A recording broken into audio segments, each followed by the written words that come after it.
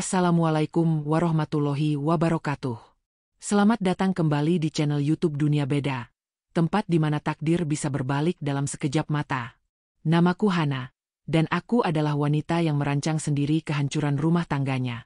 Aku adalah istri yang dengan kesadaran penuh memilihkan madu untuk suamiku tercinta.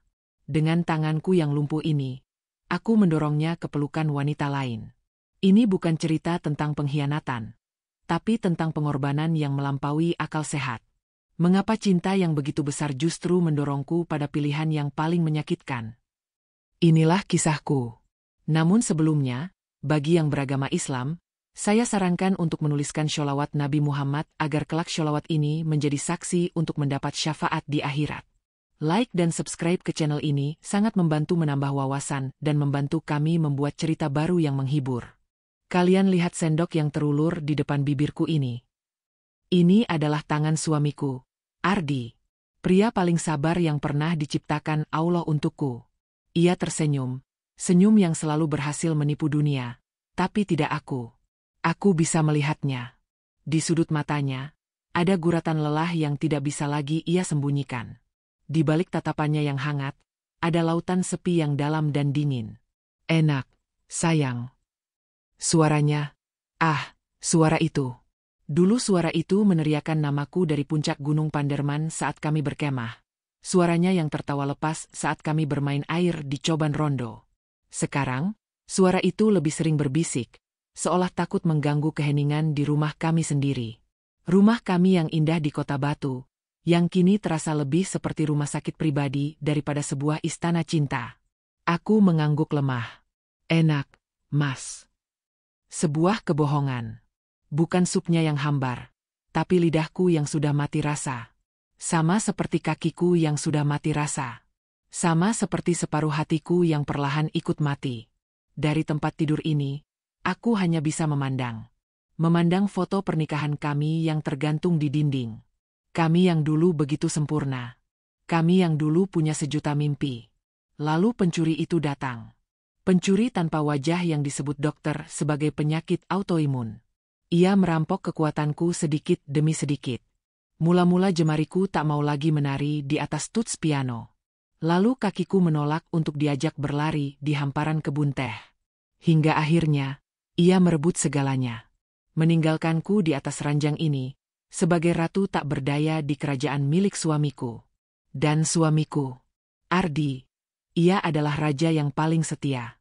Ia menolak semua saran keluarga untuk menyewa perawat. Katanya, merawat Hana adalah ibadahku, kebahagiaanku. Bahagia katanya. Aku melihatnya. Aku melihatnya setiap malam, tertidur di kursi dengan setumpuk berkas arsitektur di pangkuannya. Aku melihatnya saat ia menahan tangis di balkon, saat ia berpikir aku tidak melihatnya. Ia menatap langit malam yang sama yang dulu kami tatap berdua. Tapi kini, ia menatapnya sendirian. Pria normal mana yang tidak merasa kesepian? Pria mana yang tidak merindukan dekapan hangat seorang istri? Ia merawat ragaku, tapi aku tahu, jiwanya perlahan-lahan ikut sakit bersamaku.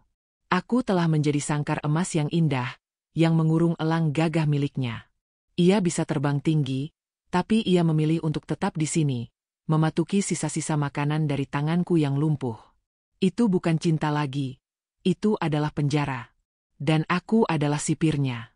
Malam itu, setelah ia menyelimutiku dan mengecup keningku, aku pura-pura tertidur. Aku mendengarkan langkah kakinya yang menjauh, lalu hening. Dari celah mataku, aku melihatnya duduk di kursi itu lagi. Ia tidak bekerja. Ia hanya diam, memijat pelipisnya, menatap kosong ke arah jendela. Wajahnya, wajah pria yang kalah. Dan saat itulah, sebuah bisikan iblis, atau mungkin malaikat, lahir di dalam kepalaku. Sebuah ide gila. Sebuah rencana nekat yang terasa seperti menusuk jantungku sendiri dengan belati tumpul. Jika tubuhku tak lagi bisa membahagiakannya, jika ragaku hanya menjadi bebannya, maka aku harus memberinya sesuatu yang lain. Sesuatu yang bisa mengembalikan tawa di wajahnya. Sesuatu yang bisa mengisi kekosongan di matanya. Aku harus memberinya kehidupan baru. Meskipun untuk melakukan itu, aku harus menghancurkan kehidupanku sendiri. Malam itu, di tengah dinginnya udara kota batu, sebuah keputusan telah dibuat. Sebuah izin yang akan merobek hatiku, dan juga hatinya. Hari-hari berikutnya terasa seperti berjalan di atas pecahan kaca. Setiap tarikan napas terasa sakit. Keputusan itu sudah bulat di dalam kepalaku, tapi mengeluarkannya lewat bibir. Rasanya lebih sulit daripada menelan bara api.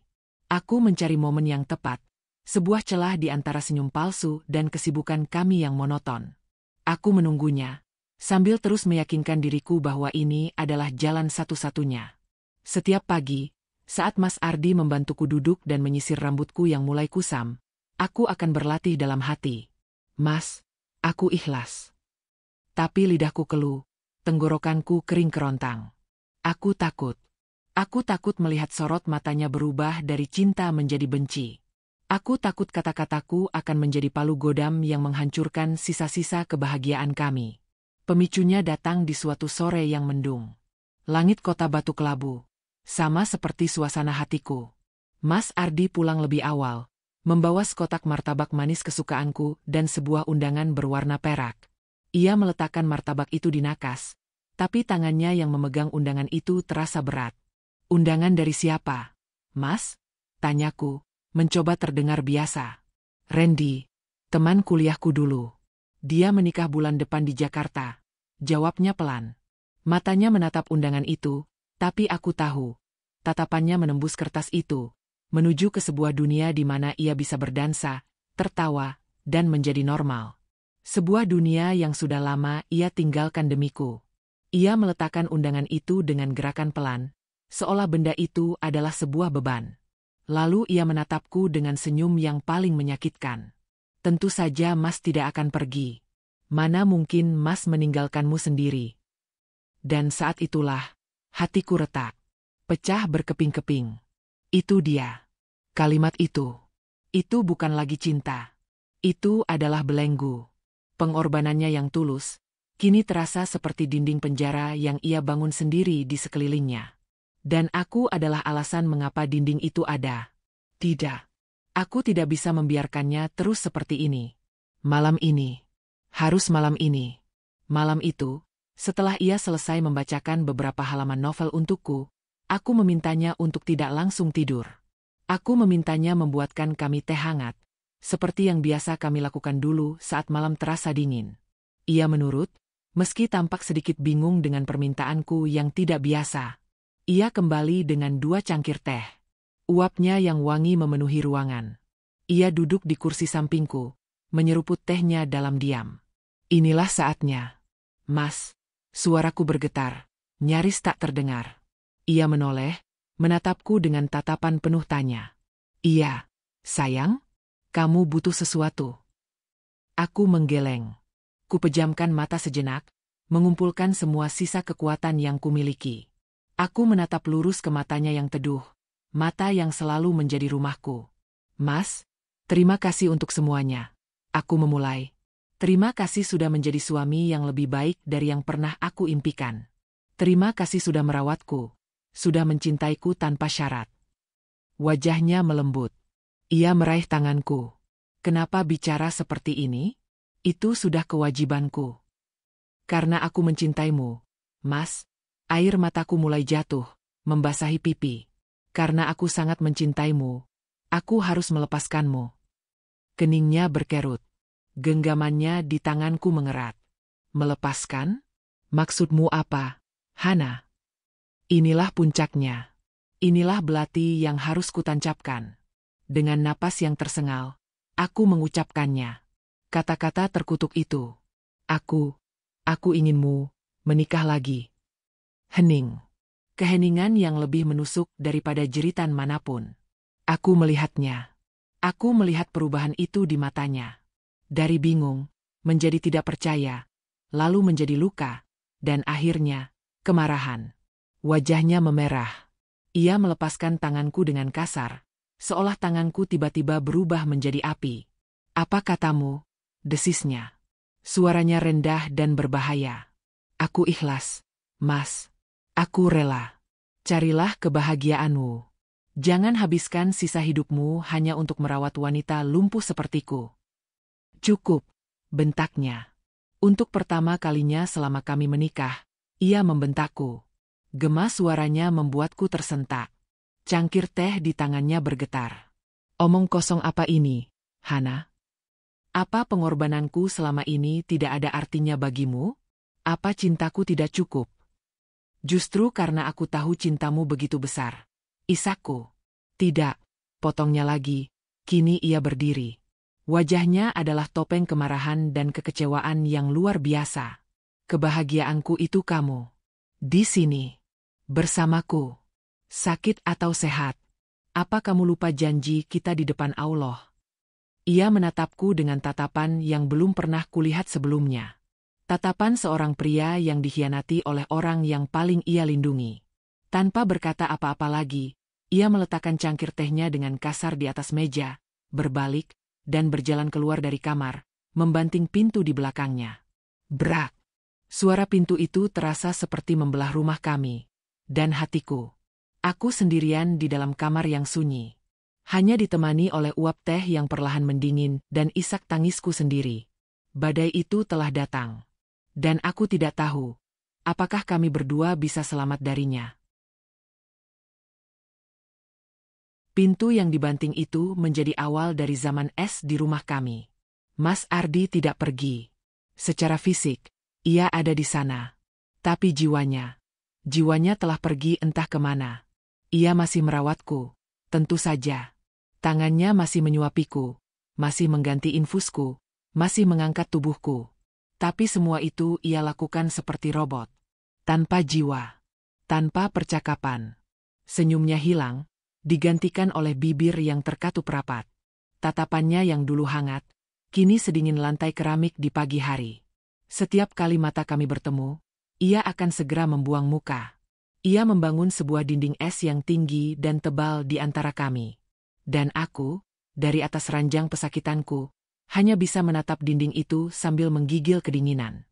Ini lebih menyakitkan daripada bentakannya. Jauh lebih menyakitkan. Setiap malam, aku menangis dalam diam. Aku bertanya pada Allah, apakah jalan yang kupilih ini benar? Setan di bahu kiriku berbisik, lihat, Hana, kamu telah menghancurkannya.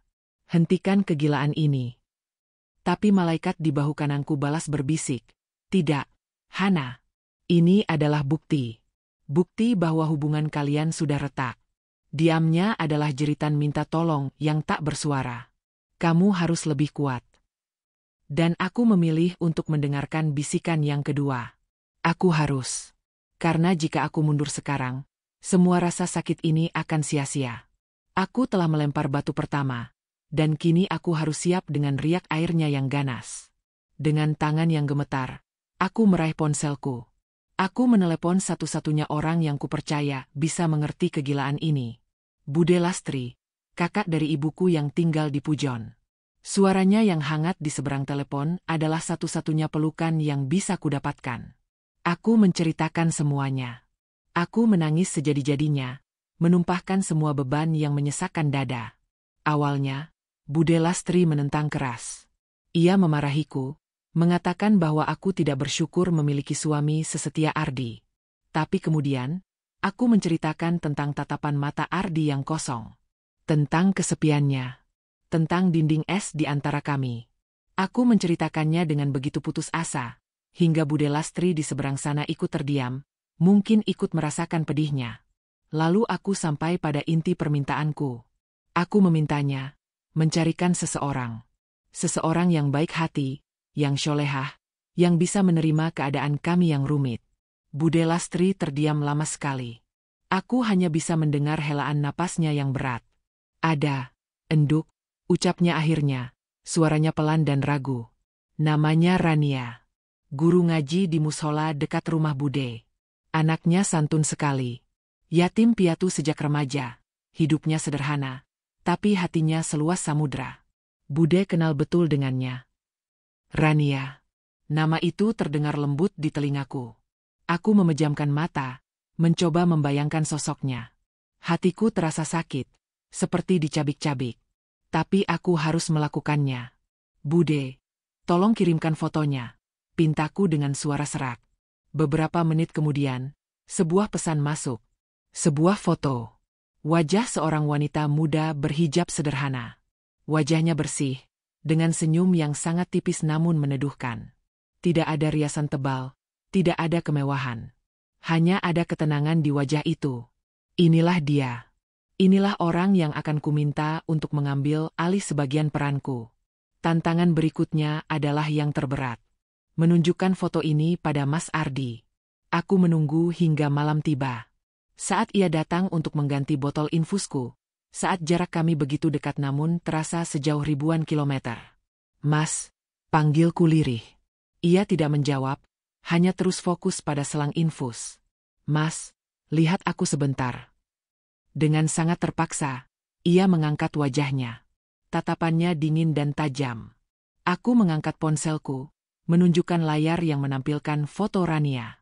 Namanya Rania. Reaksi Mas Ardi lebih buruk dari yang kubayangkan.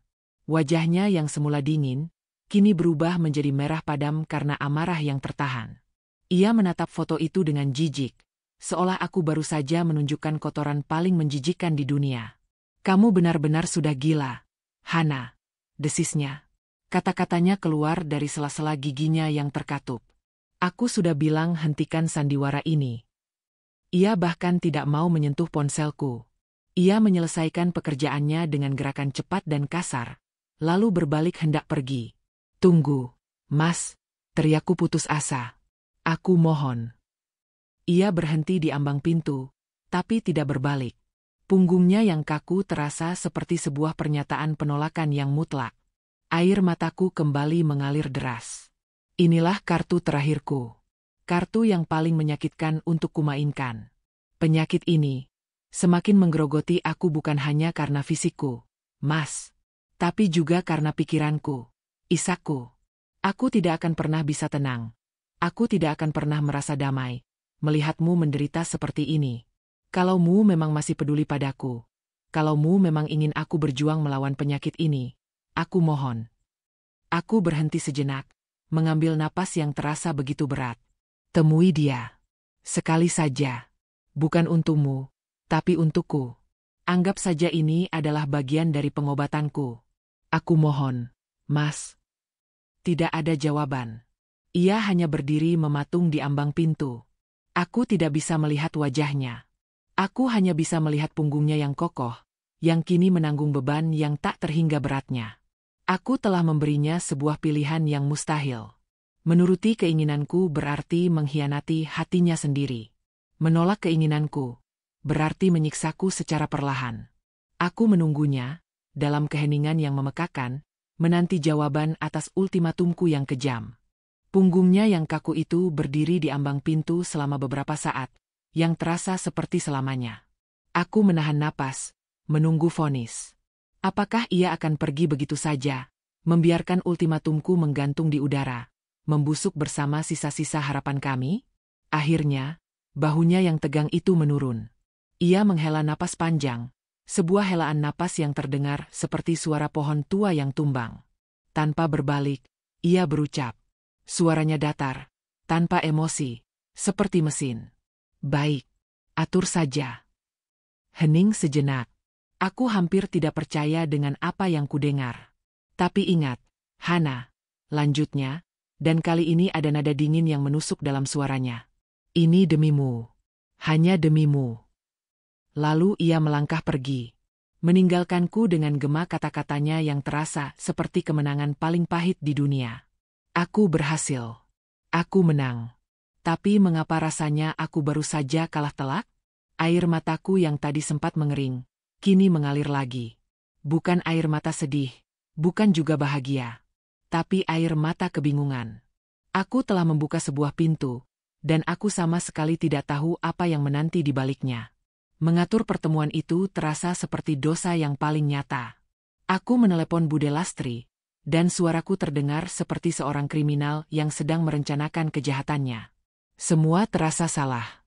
Aku, seorang istri, sedang mencoba menjodohkan suamiku sendiri dengan wanita lain. Setiap kata yang kuucapkan pada Bude terasa seperti duri yang menancap di lidahku. Mas Ardi tidak mau terlibat sama sekali dalam pengaturannya. Ia hanya memberiku satu syarat. Syarat yang membuat darahku berdesir. Aku maumu melihatnya. Aku maumu mendengarkan semuanya. Aku akan melakukan video call denganmu selama pertemuan itu berlangsung. Aku mengerti maksudnya. Ini adalah hukumannya untukku. Ia ingin aku menjadi saksi mata dari sandiwara menyakitkan yang telah kususun. Ia ingin aku merasakan setiap detik kecanggungan, setiap momen keheningan yang menyiksa. Ia ingin aku melihat langsung luka yang telah kutorehkan. Aku menerimanya. Itu adalah harga yang pantas kubayar. Hari pertemuan itu pun tiba. Sebuah Sabtu sore yang cerah. Ironisnya, Mas Ardi mengenakan kemeja batik lengan pendek yang dulu kupilihkan untuknya. Ia terlihat tampan, seperti biasa. Tapi wajahnya kaku seperti topeng kayu. Sebelum berangkat, ia meletakkan ponselnya di sebuah penyangga di atas nakas, menghadapkannya padaku. Ia menyalakan kamera depan, memulai panggilan video. Dan begitulah. Aku kini menjadi penonton di barisan terdepan, untuk drama yang kutulis sendiri.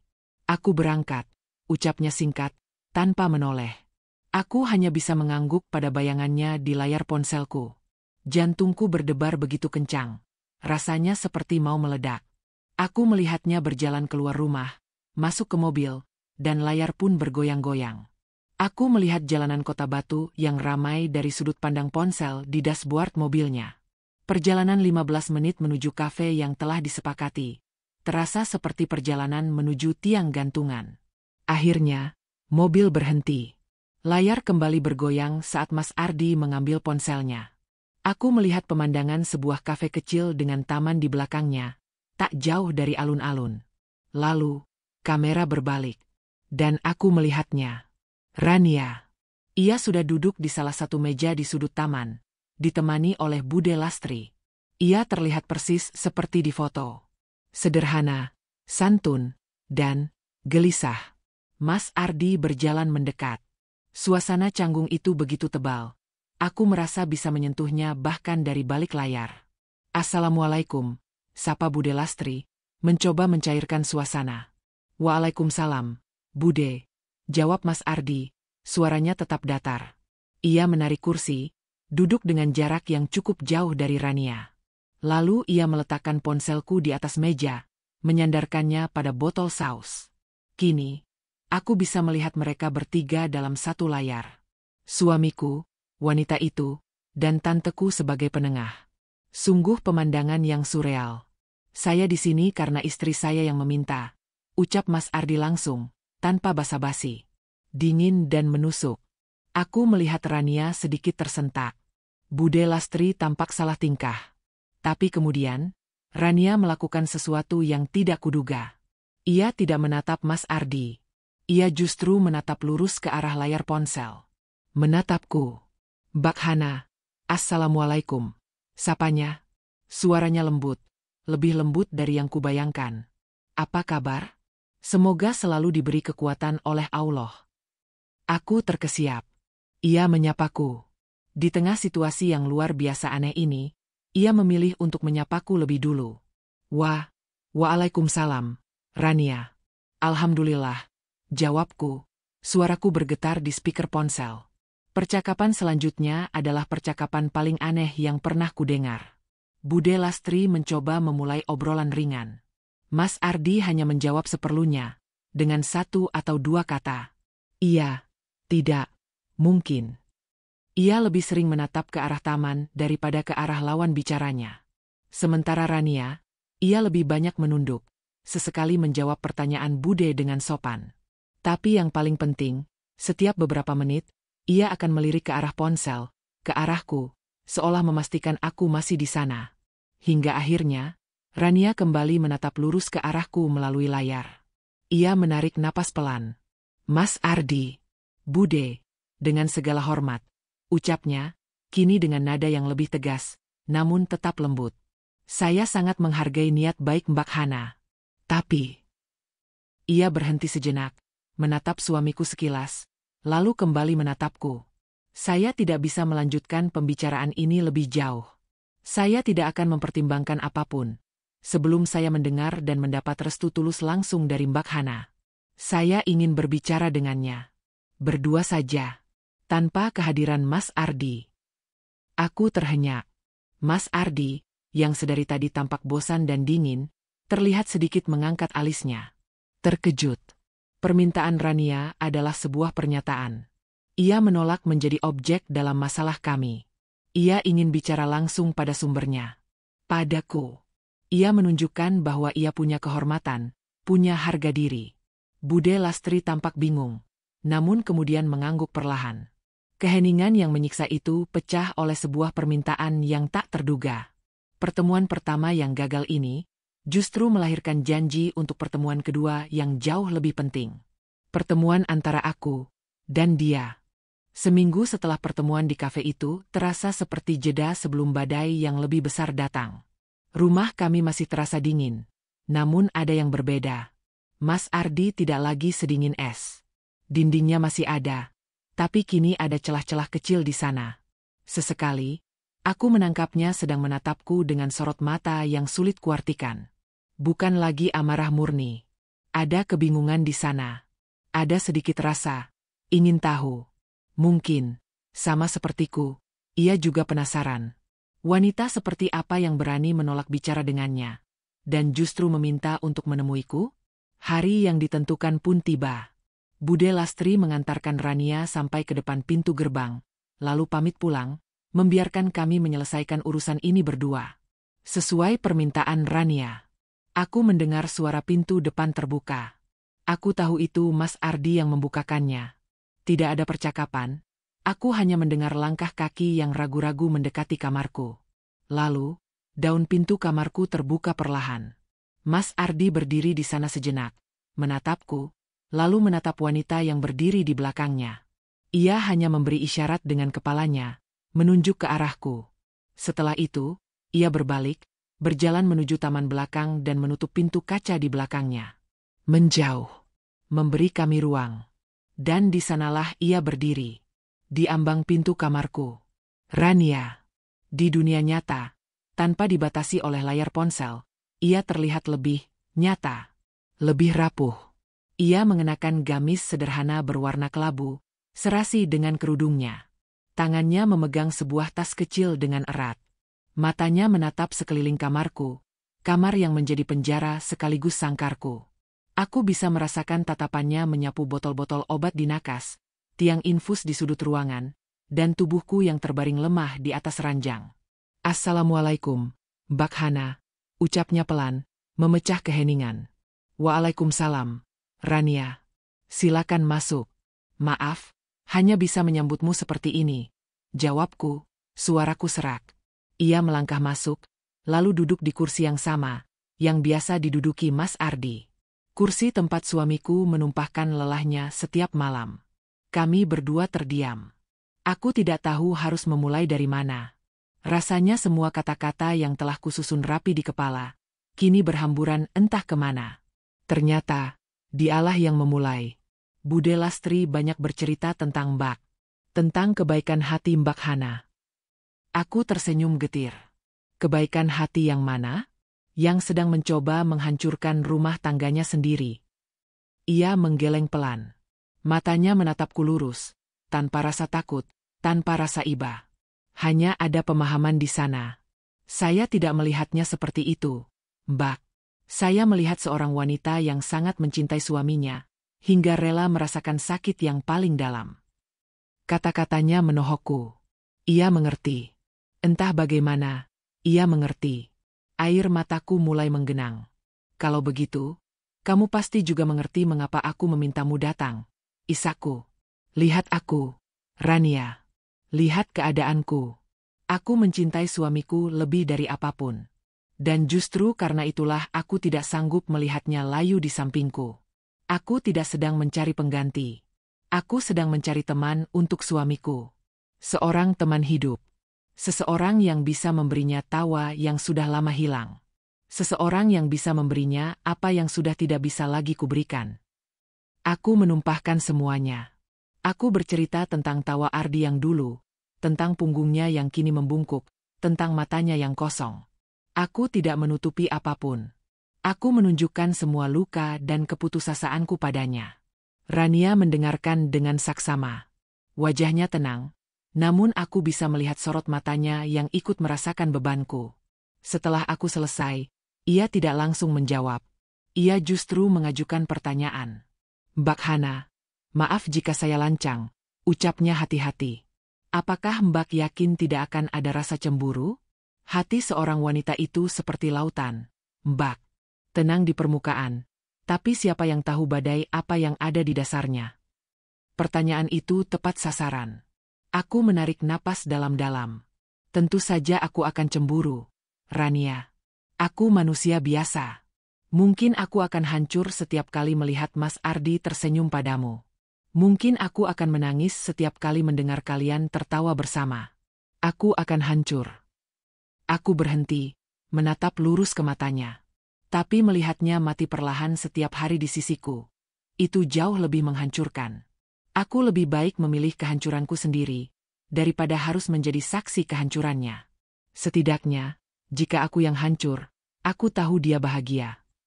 Air mataku kini mengalir deras. Rania mengulurkan tangannya, ragu-ragu, lalu menepuk punggung tanganku dengan lembut. Hangat. Bagaimana dengan perasaan Mas Ardi? Tanyanya lagi. Saat pertemuan kemarin, saya lihat, beliau sangat terluka dan tidak menginginkan ini semua. Dia terluka karena egonya sebagai lelaki merasa diinjak-injak. Dia terluka karena merasa pengorbanannya kusia-siakan. Jawabku. Tapi percayalah, jauh di dalam lubuk hatinya, dia kesepian. Dan jika ada seseorang yang tulus datang untuk mengisi kesepian itu, pada akhirnya dia akan mengerti. Kami terdiam lagi. Aku merasa lelah, seolah baru saja menguras seluruh sisa tenagaku. Aku telah membuka semua kartuku di hadapannya. Kini, semua terserah padanya. Rania menarik napas panjang. Ia menatapku dengan tatapan yang serius. Tatapan seseorang yang sedang memikul beban yang sangat berat. Ini amanah yang luar biasa besar. Mbak Hana, ucapnya akhirnya. Ini bukan sekadar pernikahan. Ini menyangkut hati 3 orang, menyangkut takdir di hadapan Allah. Saya tidak bisa menjawabnya sekarang. Aku mengangguk pasrah. Tentu saja. Aku tidak mengharapkan jawaban. Iya, saat itu juga. Izinkan saya melakukan sholat istikharah, lanjutnya. Izinkan saya bertanya pada Yang Maha membolak-balikan hati. Karena ini bukan keputusan yang bisa saya buat dengan logika saya sendiri. Tapi satu hal yang pasti, Mbak, saya melihat ketulusan di matamu. Sebuah cinta yang mungkin tidak akan pernah saya pahami sepenuhnya. Setelah itu, ia pamit. Meninggalkanku sendirian di dalam kamar, dengan keheningan yang kini terasa berbeda. Bukan lagi hening yang dingin dan menusuk, melainkan hening yang penuh penantian. Aku telah melakukan bagianku. Aku telah menyerahkan ceritaku, lukaku, dan harapanku pada wanita itu. Kini, takdir kami tidak lagi berada di tanganku. Ia berada dalam doa dan sujud seorang wanita bernama Rania. Penantian adalah sebuah siksaan sunyi. 2 minggu setelah pertemuan itu, rumah kami di kaki Gunung Arjuno ini terasa seperti ruang hampa. Aku dan Mas Ardi, kami seperti 2 astronot yang melayang tanpa tujuan, terikat oleh seutas tali tipis bernama pernikahan, namun terpisah oleh kehampaan yang tak terhingga. Dinding es di antara kami telah mencair, namun kini berganti menjadi kabut tebal. Kami bicara, tapi hanya seperlunya. Tentang obat yang harus diminum, tentang cuaca yang semakin dingin, tentang hal-hal sepele yang tidak menyentuh inti luka kami. Setiap kali ponselku berdering, jantungku serasa berhenti berdetak. Aku akan menatap layar dengan tangan gemetar, berharap sekaligus takut melihat nama Rania muncul di sana. Mas Ardi pun sama. Aku tahu ia juga menunggu, meskipun ia berusaha keras menyembunyikannya. Beberapa kali aku memergokinya melirik ke arah ponselku saat ada notifikasi masuk. Ia tidak lagi marah. Kemarahannya telah habis, terkuras, dan kini yang tersisa hanyalah kepasrahan seorang pria yang takdirnya sedang ditulis oleh 2 orang wanita dan campur tangan yang maha kuasa. Suatu malam, saat ia sedang membantuku minum, ia tiba-tiba bertanya. Suaranya pelan, nyaris seperti bisikan. Wanita itu, sudah ada kabar? Pertanyaan itu, Adalah pertanyaan pertama yang ia ajukan mengenai masalah ini sejak pertengkaran kami. Aku tahu, itu adalah caranya untuk mengatakan, aku juga memikirkannya. Aku juga tersiksa oleh penantian ini. Aku menggeleng. Belum, Mas. Dan kami kembali terdiam. Tapi keheningan kali ini terasa berbeda. Kami tidak lagi berada di dua kutub yang berlawanan. Kami kini berada di perahu yang sama, terombang-ambing di tengah lautan ketidakpastian, menunggu badai atau menunggu daratan. Jawabannya datang 3 hari kemudian, di waktu subuh. Saat udara masih terasa basah dan panggilan adzan baru saja selesai berkumandang. Ponselku bergetar. Sebuah panggilan masuk. Nama, Rania, tertera di layar. Tanganku sedingin es saat menggeser tombol hijau. Assalamualaikum, Mbak Hana. Sapanya terdengar begitu tenang dari seberang. Waalaikumsalam, Rania. Jawabku, suaraku tercekat. Maaf mengganggu sepagi ini. Saya hanya baru saja selesai sholat istikharah terakhir saya. Jantungku berdebar tak karuan. Inilah saatnya. Ia terdiam sejenak. Aku bisa mendengar hembusan napasnya yang pelan. Selama 2 minggu ini, Mbak, setiap malam saya memohon petunjuk. Saya adukan semua keraguan saya, semua ketakutan saya pada Allah. Saya bertanya, apakah saya sanggup memikul amanah ini? Apakah saya tidak akan menyakiti hatimu atau hati Mas Ardi? Aku hanya bisa mendengarkan, menahan napas.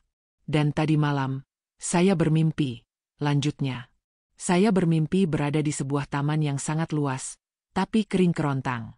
Lalu datang seorang wanita yang saya tidak kenal. Ia tersenyum pada saya dan memberikan saya sebuah kendi kecil berisi air. Ia berkata, siramilah taman ini bersama pemiliknya, maka bunga-bunga akan tumbuh untuk kalian bertiga. Saat saya bangun, Mbak, hati saya terasa begitu lapang, begitu tenang. Air mataku jatuh tanpa bisa kucegah. Aku tahu apa artinya itu. Mbak Hana. Panggilnya lagi, suaranya kini terdengar mantap. Bismillahirrohmanirrohim. Dengan nama Allah yang Maha Pengasih lagi Maha Penyayang, saya menerima amanah ini.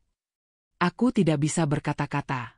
Yang keluar dari mulutku hanyalah isak tangis yang tertahan. Aku tidak tahu harus merasa apa.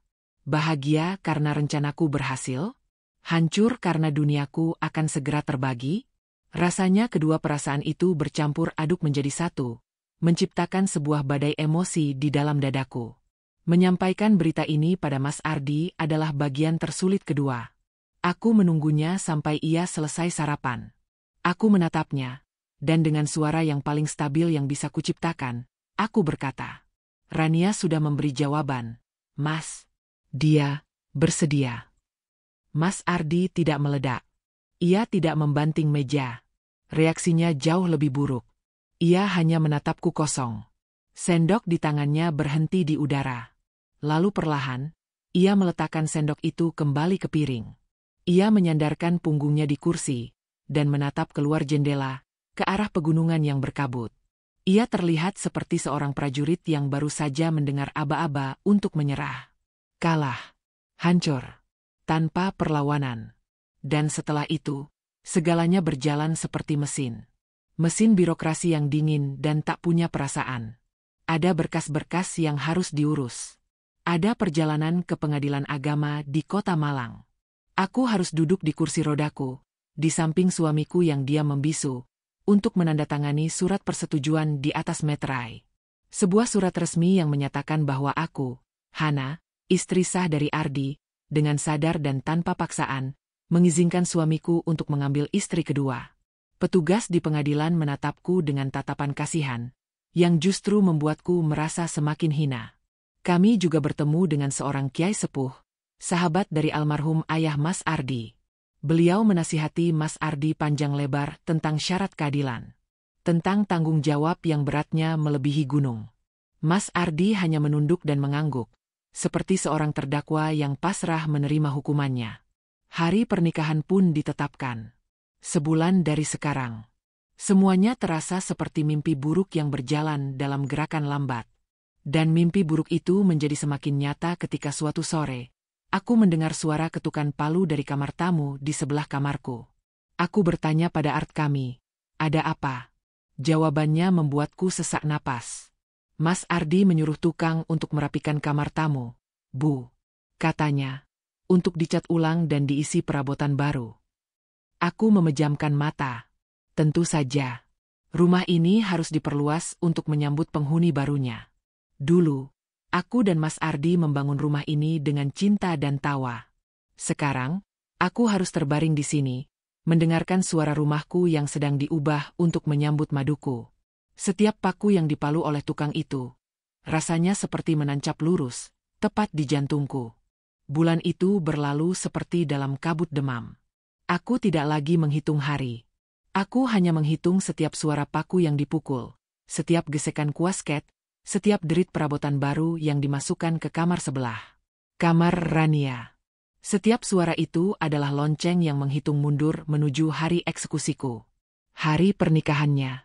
Pagi itu, langit kota Batu tampak muram, seolah ikut merasakan duka di dalam rumah kami.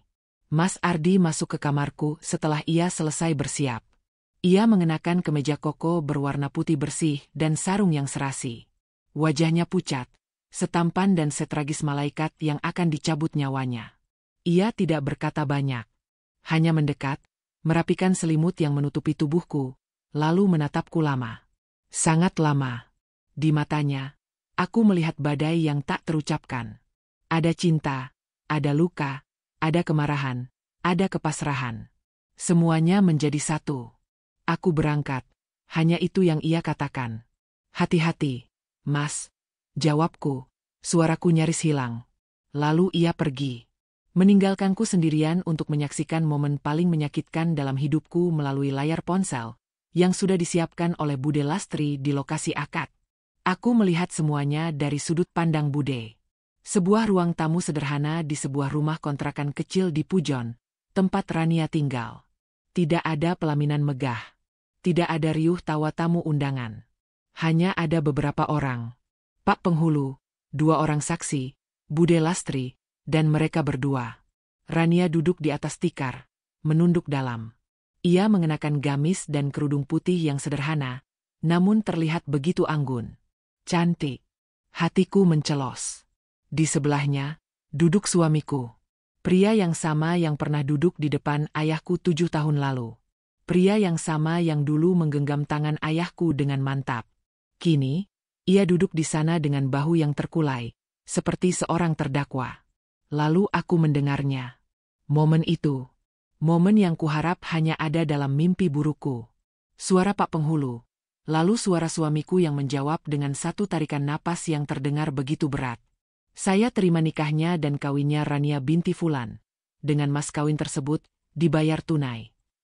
Sah, sah, sah. Suara para saksi itu terdengar seperti 3 buah paku yang menancap di peti matiku. Aku mematikan layar ponsel. Aku tidak sanggup melihatnya lagi. Aku memejamkan mata, dan air mataku mengalir tanpa suara, membasahi bantal. Selesai sudah. Kini aku bukan lagi satu-satunya. Kini ada nama wanita lain yang terikat pada nama suamiku, di hadapan Allah dan hukum negara. Aku telah berhasil. Aku telah memberikan suamiku seorang istri baru. Sore harinya, mereka tiba. Aku mendengar suara mobil berhenti, lalu suara pintu dibuka. Aku mendengar langkah kaki. 2 pasang langkah kaki. Jantungku berdebar tak menentu. Pintu kamarku terbuka. Mas Ardi masuk lebih dulu, diikuti oleh Rania yang melangkah ragu di belakangnya. Assalamualaikum, ucap Mas Ardi datar. Lalu ia membawa Rania mendekat ke ranjangku. Ini adalah tradisi. Istri baru harus memberi salam pada istri yang lebih tua. Aku melihat Rania menatapku dengan tatapan yang sulit diartikan. Ia lalu berlutut perlahan di samping tempat tidurku, meraih tanganku yang dingin, dan mencium punggung tanganku dengan takzim. Air matanya yang hangat jatuh di kulitku. Aku tidak tahu harus berbuat apa. Aku hanya menatapnya. Wanita yang kini harus kupanggil Maduku. Malam pertama kami bertiga di bawah satu atap adalah malam yang paling panjang dalam hidupku. Suasana rumah begitu tegang, begitu sunyi, hingga aku bisa mendengar suara detak jantungku sendiri. Mas Ardi menunjukkan kamar baru pada Rania, lalu ia keluar, dan aku tidak mendengar langkah kakinya masuk ke kamarku, ataupun ke kamar Rania. Belakangan aku tahu, ia tidur di sofa ruang tengah. Seorang raja yang terusir dari dua kerajaannya sendiri. Aku tidak bisa tidur. Setiap bunyi derit lantai kayu, setiap hembusan angin di jendela, membuatku terlonjak. Pikiranku kacau. Apakah mereka bicara? Apakah Rania menangis di kamarnya? Apakah Mas Ardi menyesali semuanya? Sekitar pukul 2 dini hari, tubuhku mulai bereaksi. Mungkin karena stres yang menumpuk seharian. Dadaku terasa sesak. Napasku menjadi pendek dan cepat. Rasa sakit yang tajam seperti menusuk dari punggung hingga ke seluruh persendian. Ini adalah serangan yang cukup parah. Tanganku yang gemetar meraih tombol darurat di samping bantal dan menekannya. Tidak sampai 10 detik, pintu kamarku didobrak terbuka. Mas Ardi masuk dengan wajah panik luar biasa. "Hana, kamu kenapa, sayang?" Ia tampak kebingungan, tangannya gemetar saat mencoba mencari obat di laci. Di tengah kepanikannya, pintu kamarku kembali terbuka. Rania berdiri di sana, dengan piyama tidurnya yang sederhana, wajahnya juga tampak cemas. "Mas Ardi, tenang," ucapnya dengan suara yang anehnya terdengar sangat stabil. "Biar saya bantu." Saat Mas Ardi masih sibuk mencari-cari entah apa, Rania sudah bergerak. Ia dengan cepat menopang kepalaku dengan bantal tambahan agar posisiku lebih tinggi. "Mbak Hana, coba tarik napas pelan-pelan dari hidung, keluarkan dari mulut." "Ikuti saya," katanya lembut, sambil mempraktikannya. Napasku yang tadi tersengal, secara ajaib mulai mengikuti ritmenya. Ia lalu beralih, mengambil kain lap kecil, membasahinya dengan air hangat dari termos, dan mengompres keningku. Tangannya begitu cekatan, gerakannya begitu tenang dan terukur. "Dulu ibu saya sakitnya mirip seperti ini. Saya sudah terbiasa," ucapnya pelan, seolah menjawab kebingungan di mata Mas Ardi. Mas Ardi berhenti dari kepanikannya. Ia hanya berdiri mematung di samping tempat tidur, menatap pemandangan di hadapannya. Ia menatapku, lalu menatap Rania yang dengan sabar dan telaten merawatku. Aku, yang kondisinya mulai sedikit stabil, juga melihatnya. Aku melihat tatapan di mata suamiku. Amarahnya hilang. Kekecewaannya sirna. Yang ada di sana, untuk pertama kalinya sejak berbulan-bulan, bukanlah tatapan dingin, melainkan sebuah tatapan baru yang belum pernah kulihat. Sebuah tatapan yang rumit, yang ditujukan pada Rania. Bukan cinta. Belum. Tapi ada rasa terima kasih. Ada rasa kagum. Dan ada kebingungan yang luar biasa. Di tengah keheningan dini hari, di dalam kamar yang menjadi saksi bisu penderitaanku, kami bertiga membeku. Aku, suamiku, dan istri barunya. Krisis yang baru saja terjadi, entah bagaimana, telah memecahkan lapisan es paling tebal di antara kami. Ini bukanlah akhir yang bahagia. Tapi mungkin, ini adalah sebuah awal. Awal dari sesuatu yang tidak pernah kami bayangkan sebelumnya. Begitulah akhir dari kisah Hana, Ardi, dan Rania. Sebuah kisah yang menguras air mata, menguji iman, dan mempertanyakan kembali arti dari sebuah cinta dan pengorbanan. Dari perjalanan hidup mereka yang rumit, ada beberapa hikmah mendalam yang bisa kita petik bersama. Pertama, kita belajar bahwa cinta memiliki ribuan wajah. Cinta tidak selamanya tentang memiliki dan bersama dalam sukacita. Terkadang, bentuk cinta yang paling tinggi adalah keikhlasan untuk melepaskan, dan keberanian untuk merasakan sakit demi kebahagiaan orang yang kita sayangi, seperti yang ditunjukkan oleh Hana. Pengorbanannya, meskipun ekstrim dan menyakitkan, lahir dari niat suci untuk melihat suaminya kembali menemukan tawa yang telah lama hilang. Kedua, kisah ini mengajarkan kita tentang beratnya sebuah amanah dan tanggung jawab. Rania menunjukkan kepada kita bahwa kehormatan dan kebijaksanaan adalah kunci. Ia tidak datang sebagai perusak, melainkan sebagai sosok yang mencoba memahami, memohon petunjuk pada Yang Maha Kuasa, dan menerima sebuah situasi bukan sebagai kemenangan, melainkan sebagai sebuah amanah suci yang harus ia jaga. Dan yang terakhir, kita melihat betapa misteriusnya jalan takdir.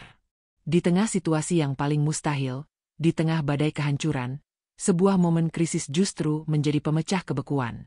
Sebuah pertolongan tulus di malam buta, berhasil meruntuhkan dinding es yang tak bisa ditembus oleh amarah ataupun air mata. Ini mengingatkan kita bahwa terkadang, di titik terendah dalam hidup, selalu ada celah bagi cahaya untuk masuk dengan cara yang tidak pernah kita duga. Kisah mereka bukanlah sebuah pembenaran, melainkan sebuah cerminan dari kompleksitas hati manusia. Nah, sekarang giliran kalian. Kami ingin sekali mendengar suara hati kalian semua. Bagaimana pendapat kalian tentang keputusan Hana? Apakah pengorbanan seperti itu bisa dibenarkan atas nama cinta? Atau itu adalah sebuah kesalahan yang menyakiti semua orang? Siapakah tokoh yang paling membuat kalian terenyuh dalam cerita ini?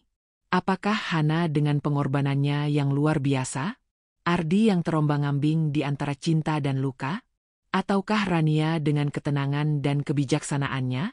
Tuliskan semua pendapat, unek-unek, dan pelajaran yang kalian dapatkan di kolom komentar di bawah. Mari kita jadikan kolom komentar sebagai ruang diskusi yang sehat dan saling menghargai. Jika kalian suka dengan cerita ini dan merasa terhanyut di dalamnya, jangan lupa untuk menekan tombol like sebagai bentuk dukungan kalian untuk kami. Dan yang terpenting, tekan tombol subscribe ke channel Dunia Beda, lalu nyalakan lonceng notifikasinya, agar kalian tidak ketinggalan kisah-kisah tak terduga lainnya yang akan menguras emosi dan membuka wawasan kita bersama. Terima kasih banyak sudah menonton dan menyimak hingga akhir. Sampai jumpa di cerita berikutnya.